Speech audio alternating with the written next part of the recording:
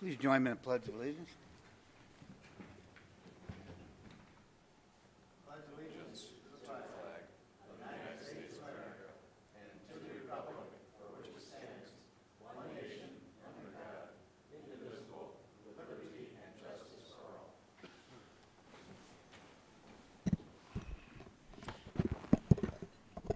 Will clerk call the roll, please? Mayor Berman? Here. Trustee Gaffino? Here. Trustee Lowry? Here. Trustee Curtis? Here. Trustee Carroll? Here. Trustee Martinez? Here. Trustee Gately? Here. Very good. We have audience comments. Lisa Edwards Shields, would you come up and at the podium and state your name and address? And Hello, I'm Lisa Edward Shields. I reside in North Aurora at 12 North Gray Street. And my concern today is I left another state to come here. I've been a resident here for a little over 2 years. And I attained a job in Montgomery, which they closed the plant. And I'm currently unemployed right now. And I've been looking for employment.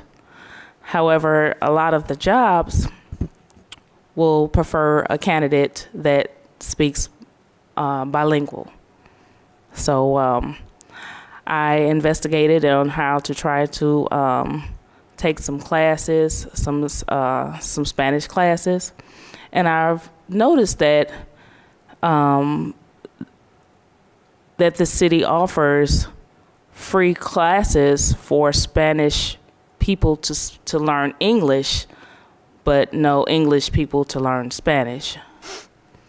And I did quite a bit of research and through different avenues and organizations to see if they offered that, and no one seems to offer that. I do realize that this is maybe a 50% Hispanic city, and quite frankly, the job market, a lot of the job markets require you to be bilingual so that you can communicate with the people that's doing business in the city. And I was wondering if there was any way or any way possible that there could be some Spanish classes opened up to people who would like to speak Spanish, that would like to communicate and be more of a candidate for a job, for a decent paying job in this city. They're out there, but they would prefer me speaking both languages, quite frankly. So. Have you looked at the programs that Wabansi has? Yes, I have, but they're not free. So they're offering. What I'm saying is, the city is offering Hispanics to learn English free, Referring to free of charge. The school district? I'm referring to the avenues through the unemployment office. I'm referring to the library right there. They held classes for Spanish people to learn how to speak English, but no classes to learn how to speak Spanish. well, it's interesting. We don't. We have nothing to do with education from the standpoint of teaching. The library is a separate entity on themselves. And not part of the village government. But what you bring up is an interesting issue. It's certainly never been presented before, to my. Yeah, coming from an employer standpoint, I would hire someone that would know I would feel more comfortable hiring someone that could speak two languages rather than one. So you can't blame the employer, but it's just the opportunity is not out there for people who do want to learn. We really rely and make on, themselves more accountable for that job. We rely on our local school district, 129, I mean, you could try the high school. and They sometimes have night classes. Wabansi, yeah. And I that's don't high know. school would be free. Or Okay. if the library has, if they're offering certain classes, maybe there just haven't been enough people that have come forward and say there's a need for it. So maybe go to one of the library board meetings and bring it up and see if there might be more of an interest, and you could get a class at the library if they're already doing that for the English. Right.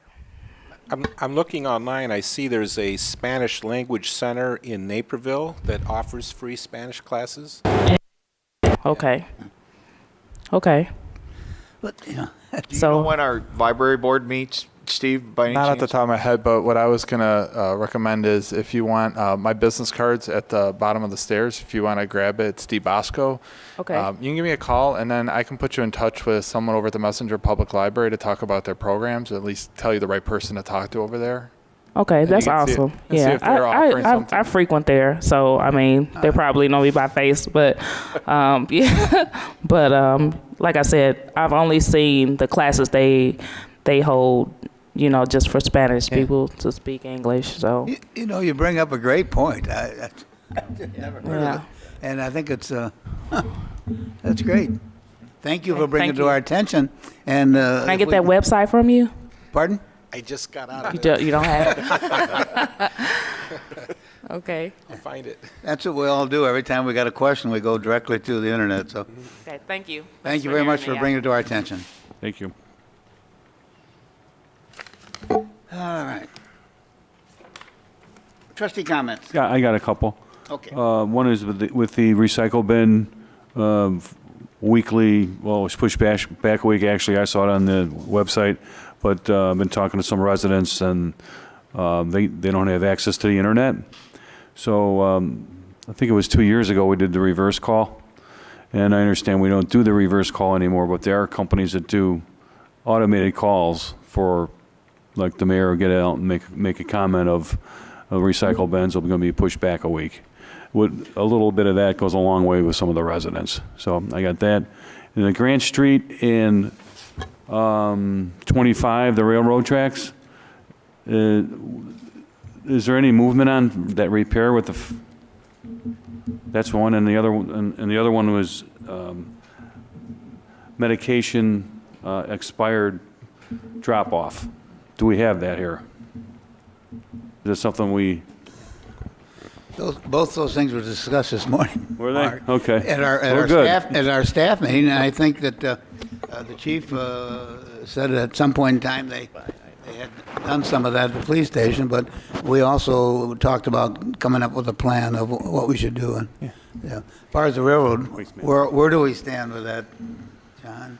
I could get a more recent status on it for you, but last I had heard, the railroad was going to offer, well, they weren't responsive really to the maintenance of the problem, so the city, or the village, we called over and asked if we could just do the repair for them, and they said that they wouldn't allow us near the tracks without their permission and having flaggers available. So from that point, we spoke to them again, and they said, well, we may be able to provide some assistance, but you'd have to do the work to correct the problem yourself. So the last I heard, that's where we were at. I'm actually going to check with our code enforcement employee at the village, because she's actually had an issue with that exact crossing where her car was damaged and they paid for the repairs. It's pretty bad. Yeah. It's like a hazard almost. It is. Yeah, it's So getting to that point. What's going to happen? Is it just we're working on it, or? We're working on it. I can get you a better status later in the week on it. Okay. Well, the issue is that because what we need to do is we need to follow up BNSF again. We've called them several times, and if we have to, we'll try to get a different contact over there and see what we can figure out. Yeah, the issue with it is just the jurisdiction. The railroad is responsible for like 2 feet off the edge of the rails, the repair in that area. Then it's the village responsibility, and then it's IDOT. So you got 3 entities in a matter of like I see, 15 yeah. feet. That's where Grant comes up over. Right, Grand 25. It's just, I went over it, and I have a truck, and I thought my truck wheel was going to, fall off my truck. So, and a few people have complained to me about that intersection. So if we can just see what we can do, that'd help. Real quick on Trustee Gately's comments, per our staff meeting today, staff will be looking at programs. We used to, I've been part of drug drop-off programs before, so I know what options seem to work and which ones hadn't worked. So Dave and I had talked about getting together and seeing what a cost would be to have a company do a periodic pickup, maybe once a month, at the police station. There's a lot of risk to it and a lot of time and effort on staff's part to inventory everything you take in, so it might make sense to hire a private company to do it. The second thing is with the robocalls, we do have the system in place, but we have agreements for when we can use the database that has all the phone numbers in it. So we're going to look at other options of the ability to have a service that can call entities without the 911 database usage. And the truth is our system can do that, and we need to make another push to get residents to sign up for the community information portal aspect of Nixle, which basically we do send out. Like with the garbage, we did send out a Nixle for garbage being delayed, and it went text and emails. The problem with that is it only goes to the people, if it's a non-emergency, it only goes to people who specifically signed up for that program. So they have to go to Nixle and actually log in and put their cell phone information in to do that. Well, I'm just thinking that, like my whole block, everybody had the recycle bins. I was the only one that knew that the recycle bin was not, and a lot of them do have access to the internet, but there was some that don't have no internet access, and they like to hear like a robocall or an automated call. Yeah, a lot of phone And calls. it's very rare that happens, that we have a week delay on our recycle. But for some and people, there was also confusion too, because I think there was different messages being sent about when the actual garbage pickup was going to take place. Because originally it said they were going to pick them up on Friday, and then it didn't happen until Saturday. Correct. Yeah, the original message was that they were going to push garbage back to Saturday with recycling. And then they said, you know what, go ahead. And they changed it a day later and said, now we want you to put it out there Friday because we're going to pick up garbage only, and there's a chance we might get to your neighborhood on Friday. I'm pretty confident they didn't get into North Aurora on Friday at all. They said it was a long shot, but they wanted it out there just in case. so correct me if I'm wrong. If you wanted to bring your expired medications, can you go to Fox Metro? I don't know if Fox Metro has it right now. I think they did. I mean, they used to. And that makes sense because they want to keep it out of reclamated water. Naperville's Household Hazardous Waste Drop-Off Center, which is open on the weekends, on Saturdays and Sundays, takes it for free. It's the IEPA that actually staffs it there, I believe. And if you're a Kane County resident, you can bring your stuff for free there. So it's over at their Public Works facility, which is kind of off of Liberty and Route 59. It's about a half mile from there. So it's in Aurora? It's in Naperville. It's Fort Hill Drive is the name of the Okay, street. so that's where they go to drop off expired You medicine? can bring all kinds of stuff there. You can bring Oil-based fire paint and extinguishers, whatever. oil-based paint for free every weekend throughout the year, unless it's a holiday. And I think it's 10 to 2 or 9 to 2 every Saturday and Sunday. They even have electronics drop-off, so it's a huge drop-off center on the If you weekends. share that information, that would be helpful. No Is problem. our police department set up for prescription meds? No, we're not set up for any of that. A lot of it has to do with the fact that we'd have to staff people to collect it, and then they'd have to log every single one of those. So say you take 1,000 pills in that day, you'd have to log it, and then we'd have to pay to dispose of them as well. So there's a lot involved where Steve and I are going to talk and see if it's more cost effective just to have, like, say, once a month or every couple of months a company that specializes in that come in and do it, and that way it keeps it out of our hands completely. Okay. Well, that's all I had. We don't have a pharmacy anymore other than our other pharmaceutical. But pharmacies take them back, don't they? Does pharmacy take I don't know. drugs Do they? back? I would think Can they you would. bring them to Walgreens? I don't think so. I'm not sure, but years ago, fire districts, I think, used to take syringes. I don't think they do that anymore. There's just a liability issue with it. I mean, that's why the professional company makes sense, because in the one drop-off box that I was, when we first started a program in another village, they got syringes and all kinds of stuff in there, and it became a hazard to the employees.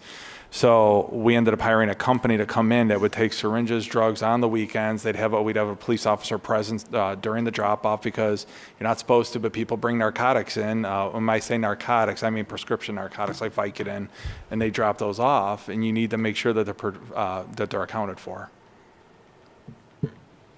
Okay. Thank you, Mark. Any other audience or trustee comments? Excuse me.